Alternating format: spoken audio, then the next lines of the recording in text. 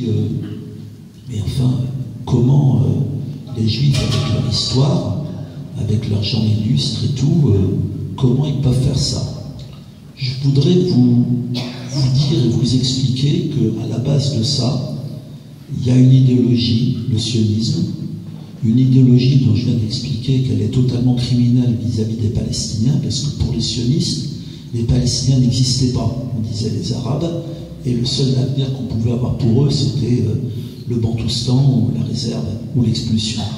Mais le sionisme, d'un point de vue juif, est une catastrophe, est un suicide, et c'est ce point de vue-là que je voudrais défendre. Donc, s'il y a des gens dans la salle qui se sentent philosémites, déjà le terme sémite est extrêmement impropre, on en parlera après, mais il est évident que si on aime les Juifs, la première chose qu'on dit, c'est rompez avec ce régime fasciste et qui vous amène au suicide et qui vous amène directement dans une situation qui est sans issue. Alors, le sionisme se veut une réponse à l'antisémitisme. Je suis obligé d'abord de dire un mot sur l'antisémitisme, un peu plus qu'un mot. L'antisémitisme, c'est au départ, c'est une invention chrétienne. C'est l'antijudaïsme chrétien qui naît dans la fin de l'Empire romain, à un moment où l'Empire romain s'écroulant, plusieurs religions sont en concurrence, dont le christianisme, le judaïsme, il y a aussi le culte de Mitra, le culte d'Isis, il y aura plus tard l'arianisme, enfin, etc. Et ces religions sont en concurrence, mais il y a énormément de conversions. L'idée qui est souvent proférée par le sionisme, c'est que les Juifs d'aujourd'hui seraient les descendants des Juifs de l'Antiquité. Cette idée est complètement fausse. Lisez la Bible dévoilée des deux plus grands archéologues israéliens, Finkelstein et Silberman. Lisez comment fut inventé le peuple juif de Shlomo Sand. Mais en gros, le royaume unifié de l'Antiquité n'a pas existé, ou s'il a existé, il n'y avait pas grand-chose. C'était les ruines archéologiques ne confirment pas l'hypothèse d'un Jérusalem flamboyant et tout. Il semble bien que c'était un petit village à l'époque présumée. Et surtout, le morceau central du conte sioniste, c'est en gros les Romains auraient déporté 3 millions, disent-ils, de Juifs de Palestine pour les répandre partout dans le monde méditerranéen. Au mieux, cette région avait 500 000 habitants à l'époque, parce que les historiens savent à peu près dire combien de personnes peuvent vivre à une époque donnée dans une région donnée, et surtout, il n'y a pas de trace historique d'un exil des Juifs à cette époque-là. Donc, il semble bien, c'est en tout cas ce qui est très majoritaire chez les historiens et les archéologues, que les Juifs de l'Antiquité, leurs descendants sont restés sur place, donc ce sont les Palestiniens en grande majorité, qui seront successivement en grande majorité chrétiens après la destruction du temple, puis en grande majorité musulmans, mais il y aura pendant une quinzaine de siècles, une douzaine de siècles en Palestine, en gros 85% de musulmans, 11 à 12% de chrétiens et 3% de juifs, c'est à peu près ce qu'il y aura depuis que Hicham conquiert la région au 7e siècle après Jésus-Christ, jusqu'à l'arrivée des premiers colons sionistes. Et puis donc les Juifs, je n'ai pas spécialement le truc proche-oriental, sont très majoritairement des descendants de convertis. Convertis à l'époque romaine, mais la plupart quitteront la religion pour devenir chrétiens quand le christianisme va prendre le pouvoir, mais des conversions ultérieures. Les Juifs maghrébins sont essentiellement des berbères judaïsés avant l'arrivée des Arabes. Les Juifs espagnols, dont un certain nombre vont après partir au Maghreb ou dans l'Empire ottoman, sont probablement des Espagnols convertis ou des Berbères également. Les Juifs ashkénazes, dont je suis, donc ceux d'Europe orientale et d'Europe centrale, sont probablement en partie des descendants de l'Empire khazar, qui était un empire slave et turc entre mer Caspienne et mer Noire, converti au judaïsme vers le 9e siècle après Jésus-Christ. Donc il y a déjà cette idée, les Juifs sont plutôt des convertis. L'antisémitisme, quand je dis invention chrétienne, dès la première croisade, c'est là que commence vraiment dans le monde chrétien les persécutions. Les Juifs sont enfermés dans des des endroits qui prendront plus tard le nom de Juderias en Espagne, de ghettos à Venise et en Europe orientale. On leur interdit la possession de la terre, on les accuse d'être déicides. Il va y avoir assez régulièrement des expulsions, des pillages, des massacres qui prendront le nom de pogroms en Europe orientale.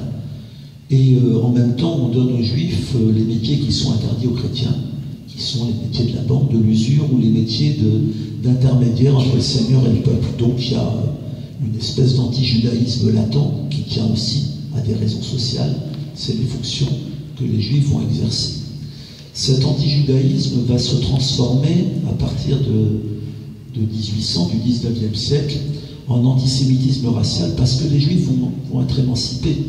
C'est la Révolution française et en Allemagne qu'ils peuvent sortir du ghetto et qu'ils deviennent une espèce de minorité invisible, mais puisqu'ils sont maintenant partout, comme disent les antisémites, qu'ils sont invisibles, mais qu'ils sont l'obstacle au rêve fou de créer des États purs, puisque ça va être un petit peu le rêve assez dément qui va naître dans toute l'Europe à partir de 1850.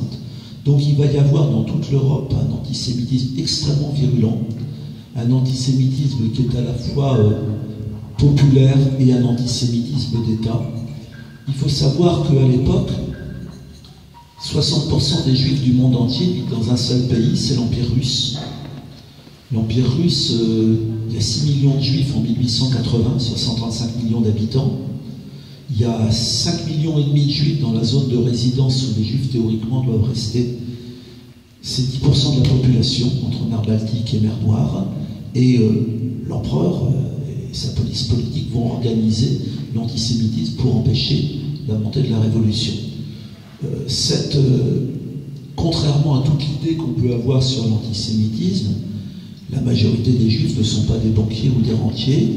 Ils appartiennent à la bourgeoisie intellectuelle en Autriche ou en Allemagne, mais en Russie, c'est en très grande majorité des prolétaires ou des sous-prolétaires qui joueront un rôle fondamental dans la période révolutionnaire. On ne comprend pas la révolution si on ne comprend pas la question juive.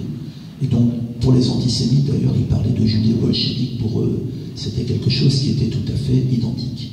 Donc c'est ça le monde juif vers 1880, au moment où le sionisme va commencer à apparaître.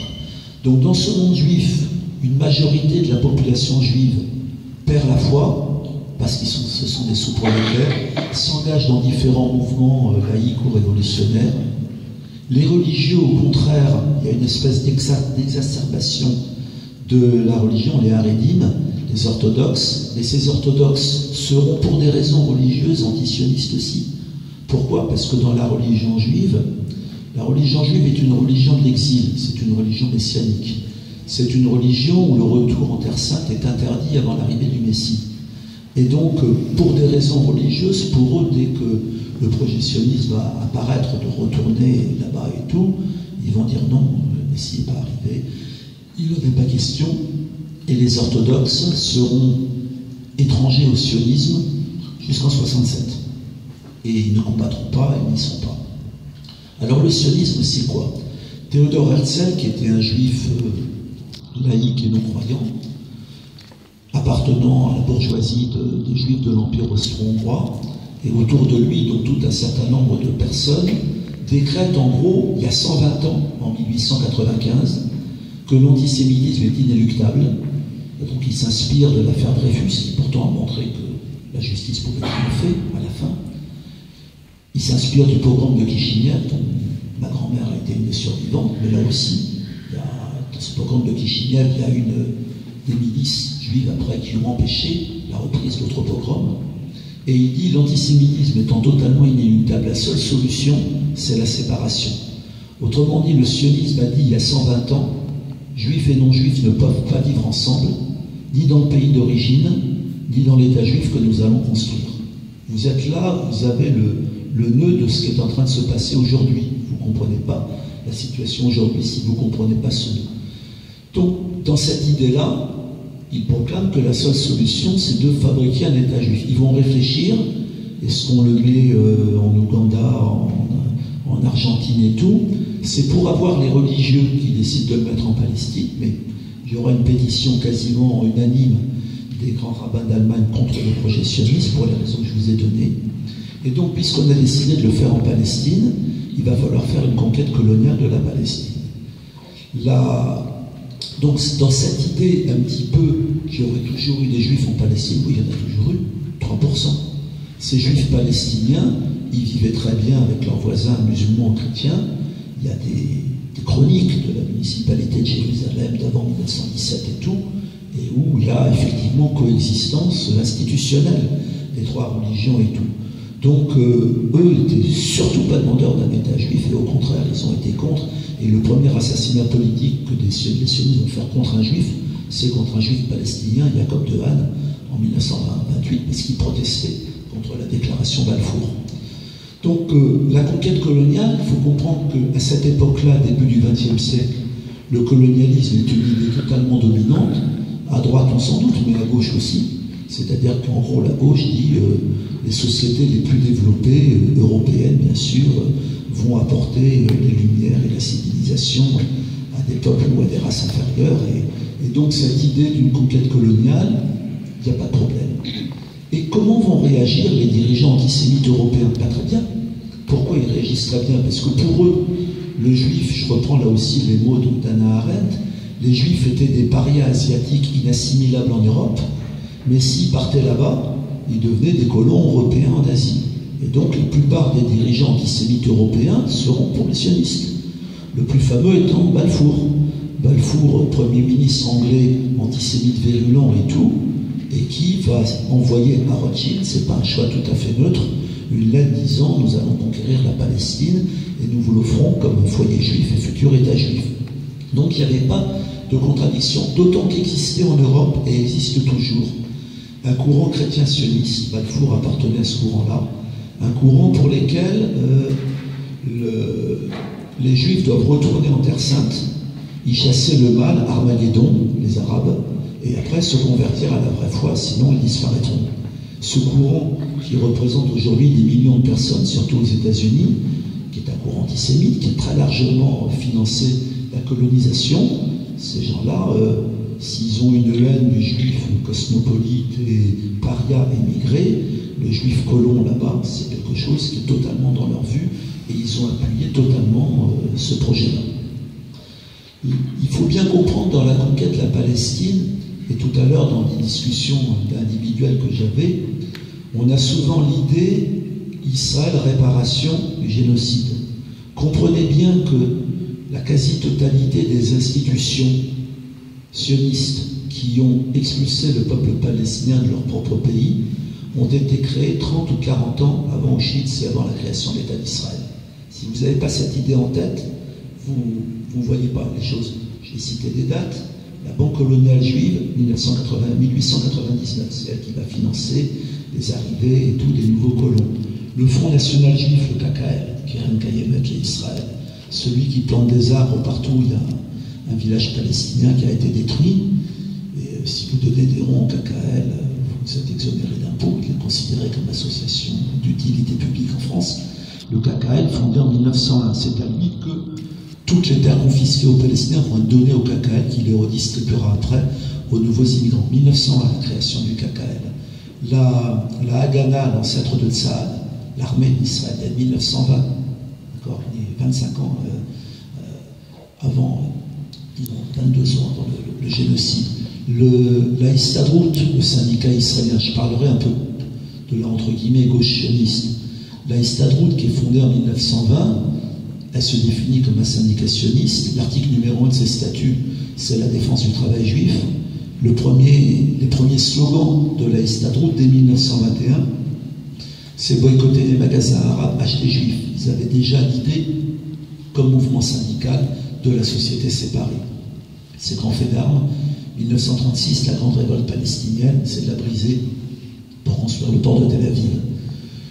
1928, la création de l'agence juive, c'est celle qui organise l'arrivée de tous les nouveaux immigrants. Donc, ces institutions-là font que l'État d'Israël existera de fait bien avant sa création officielle en 1948. Alors souvent, on va dire, mais enfin, c'est une période terrible, il y a le fascisme, il y a la guerre, et donc il fallait bien en arriver là. Sur le fascisme, Il y a eu une résistance juive très importante au fascisme, mes parents en ont fait partie, mais les sionistes ont joué un rôle totalement confidentiel là-dedans. Pire, si tous les courants politiques, tous les pays ont fait des erreurs manifestes sur la montée du fascisme, le sionisme, c'est un peu pire que tout. En 1900, d'abord, l'aile qui est aujourd'hui au pouvoir en Israël, donc depuis Begin, Netanyahou, Sharon, tous ces gens-là sont des héritiers de Jabotinsky, Vladimir Jabotinsky, qui était le fondateur de ce qu'il appelait ouvertement le courant révisionniste du sionisme. Jabotinsky a vécu longtemps en Italie, c'est un admirateur de Mussolini, c'est lui l'inventeur du concept de transfert, en imitation à ce que l'armée italienne avait fait en Éthiopie. En 1933, quand Hitler prend le pouvoir, les juifs américains déclarent immédiatement le boycott de l'Allemagne nazie. Il y aura de très très nombreux juifs venus de tous les pays du monde combattant le fascisme en Espagne.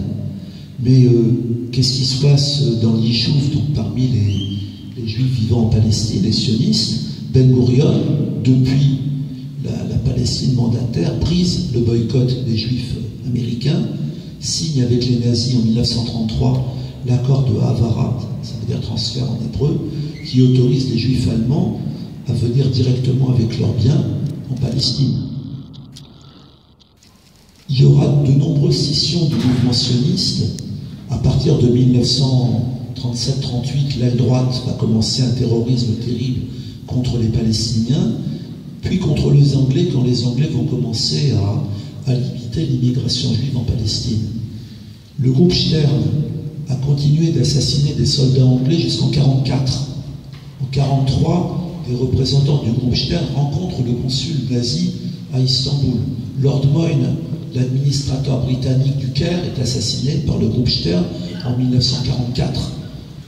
Yitzhak Shamir, le leader historique du groupe Stern, sera Premier ministre d'Israël pendant 7 ans. C'est-à-dire que l'État d'Israël a eu pendant 7 ans un Premier ministre que je ne sais pas comment appeler autrement que terroriste et collabo. En tout cas, pour les deux termes me paraissent totalement justifiés. J'aurais beaucoup de choses à dire sur fascisme et sionisme. Même après la guerre, Ben Gurion va négocier avec l'Allemagne fédérale un accord d'indemnisation, et le négociateur allemand conseiller d'Adenauer qui va signer ces accords par lesquels Israël recevra des milliards de marques, c'était Heinrich Globke, c'était l'auteur des lois raciales de Nuremberg. Là, ça ne la dérangeait pas, du moment qu'il y avait une aide financière à la clé, de faire ça. Donc je trouve que le fait qu'aujourd'hui, cet État parle du génocide comme si c'était son bien, a inventé Yad Vashem, a inventé la notion de juste, et prétend parler au nom de tous les juifs, au nom du génocide, il y a là une escroquerie manifeste. D'abord, aujourd'hui, une énorme partie de la population israélienne n'a rien à voir avec le génocide nazi. L'histoire des juifs orientaux, elle est tragique, mais c'est pas celle-là.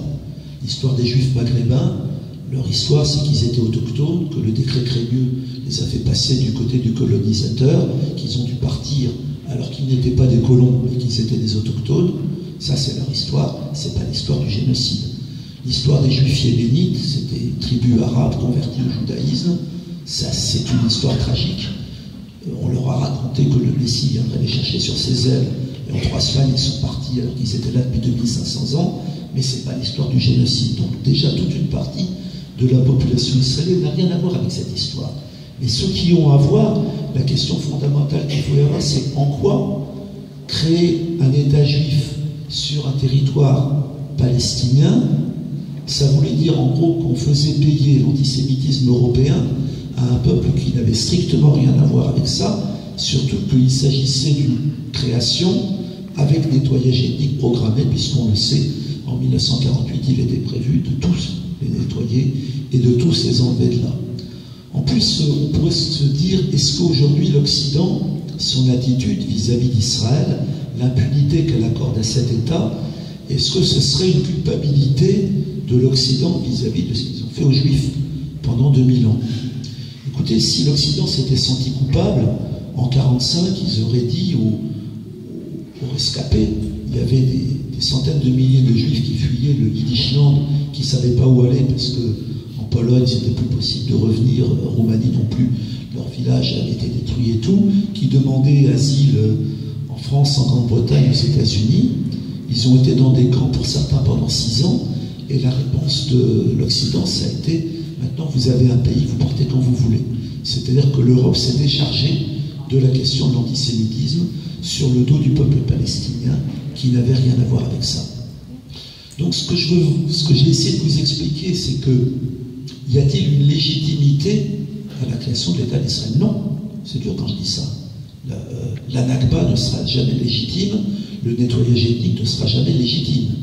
Donc cette question, non, c'est pas légitime. Par contre, ce qui est évident aujourd'hui, c'est que 65 ans après, il y a un peuple israélien, et donc c'est bien de toute façon qu'il est hors de question de régler un nettoyage ethnique par un autre nettoyage ethnique. Donc la question fondamentale, elle est comment aujourd'hui on vit tous ensemble dans l'égalité des droits, sans colonialisme, sans l'occupation, sans l'apartheid.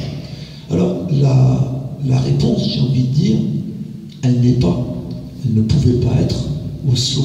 C'est-à-dire que on comprend les raisons d'Arafat. En 88,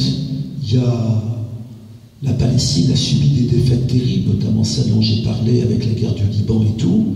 L'OLP est à 3000 km de la Palestine. Le peuple palestinien s'est soulevé, c'est la première intifada. En face, il y a Yitzhak Rabin qui dit « Brisez-leur tous les jambes » et la répression menée par Yitzhak Rabin fera 1000 morts. Pour ceux qui encensent Yitzhak Rabin, ne pas oublier qu'entre la signature des accords d'Oslo et son assassinat, il a installé 60 000 nouveaux colons. Sur la gauche, entre guillemets, sioniste, il y aurait beaucoup de choses à dire. Et a reconnu Israël dans ses frontières de 67. Il pensait que sinon le peuple palestinien risquait de disparaître. En 93, quand il signe les accords d'Oslo, il a l'espoir, on l'a tous eu un petit peu, que ça allait aboutir très rapidement à la création d'un État palestinien sur les 22% de la Palestine occupée. Or, 60 000 nouveaux colons ont été installés en l'espace de 2 ans.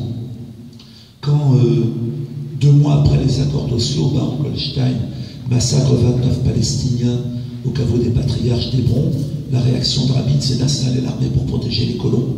Et j'ai discuté avec certains d'entre vous, ceux qui ont été à Hébron, vous savez que l'armée est toujours là, et que les colons sont toujours là, et que la situation dans Hébron est une infamie totale, avec les colons qui déversent leurs ordures sur le souk palestinien. Donc, ça a été un marché de dupes, Oslo. L'OLP et la Palestine reconnaissent Israël reconnaît l'OLP, ne reconnaît pas d'État palestinien. La seule chose qui est signée, c'est que l'autorité palestinienne devra assurer la sécurité de l'occupant. Et on se trouve dans une situation où il n'y a pas d'État palestinien, où l'économie palestinienne a été détruite, assez totalement en Cisjordanie, totalement à Gaza, où donc on est dans une situation où le rare argent qu'on trouve vient de l'extérieur, d'où une situation évidemment de corruption, une situation malsaine. Et donc, c'est une situation de bandoustan qui n'a jamais abouti à un État. Il y avait 150 000 personnes vivant au-delà de la ligne verte au moment de la signature des accords d'Oslo. Il y en a 650 000 aujourd'hui. La colonisation n'est pas rampante. C'est beaucoup plus que ça. C'est une annexion en bonne et due forme. Donc, dans mon gros bouquin, je cite des textes d'époque, de l'époque des accords d'Oslo. J'appelle ça Oslo, la grande illusion. Je voyage en Israël-Palestine en 94. On a tous l'espoir, mais en même temps, on voit déjà que le verre est dans le fruit et que ça ne marchera pas. Aujourd'hui, il me semble qu'il n'y aura pas de paix avec le sionisme. L'idée d'Arafat qui pourrait trouver des sionistes à visage humain avec lesquels on pourrait négocier sur une base égalitaire, elle est fausse. Même les négociateurs d'Oslo, c'était des Ashkénazes imbus de leur supériorité et disant ouais, on voit que notre légitimité sur cette terre est indiscutable, on voit qu'avec vous, Palestiniens, il y a quelques problèmes, on va voir ce qu'on peut faire pour vous. Mais une négociation de paix, c'est pas ça, l'égalité, c'est pas ça. Alors la réponse, elle est venue de la société palestinienne en 2005, constatant la complicité de la communauté internationale, constatant que c'est pas parce qu'ils sont mal informés que les dirigeants occidentaux soutiennent inconditionnellement Israël, quel que soit son gouvernement. C'est parce que cet État européen surarmé avec des technologie de pointe, c'est l'heure est arrivée, c'est un morceau d'Occident fiché au Moyen-Orient. La société civile palestinienne a appelé au BDS, au boycott des investissements sanctions. 172 associations ont signé. Alors ce boycott, il se veut un boycott sur le modèle de l'Afrique du Sud. Il se veut un boycott total, c'est-à-dire un boycott politique. Il y a des pays qui ont rompu leurs relations politiques avec Israël. Un boycott économique et commercial. Vous savez que les produits israéliens inondent nos marchés en Europe et souvent sans taxe, y compris les produits qui viennent des colonies, puisque l'Europe ferme les yeux sur l'origine de ces produits. Il se veut un boycott syndical pour essayer d'obtenir l'expulsion de la Histadrout, syndicat raciste, des instances internationales syndicales dans lesquelles elle siège. Il se veut un boycott universitaire, c'est un des plus durs à obtenir parce que toutes les universités israéliennes participent au complexe militaro-industriel. Il se veut un boycott culturel, il ne s'agit pas de boycotter individuellement les Israéliens, il y a heureusement en Israël une petite minorité d'anticolonialistes, mais il s'agit de boycotter toutes les manifestations culturelles dès le moment où elles sont chapeautées ou organisées par le consulat ou l'ambassade israélienne. Un boycott sportif, il faut que vous vous rappeliez que l'apartheid en Afrique du Sud, une des choses qui a été déterminante pour que la direction de l'apartheid cède, ça a été l'exclusion de l'Afrique du Sud des Jeux Olympiques. Donc voilà, je m'arrêterai là. Je dirais que d'un point de vue juif, c'est un suicide complet.